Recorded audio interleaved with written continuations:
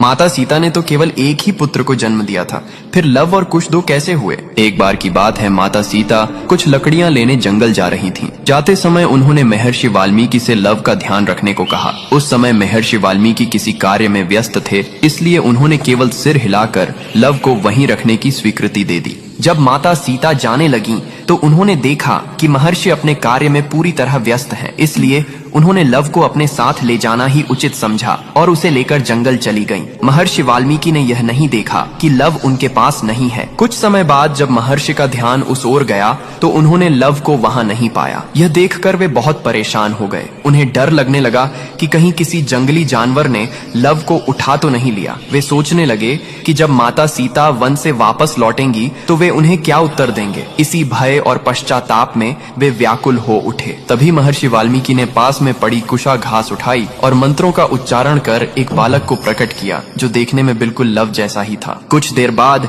जब माता सीता वन से लौट कर आईं, तो महर्षि ने देखा कि उनके हाथ में लव पहले से ही मौजूद है। यह देखकर वे आश्चर्यचकित रह गए, लेकिन माता सीता उस दूसरे बालक को देखकर अत्यंत प्रसन्न हुई, क्योंकि वह बालक कुशा से उत्पन्न हुआ था, इसलिए उसका नाम कुश रखा गया।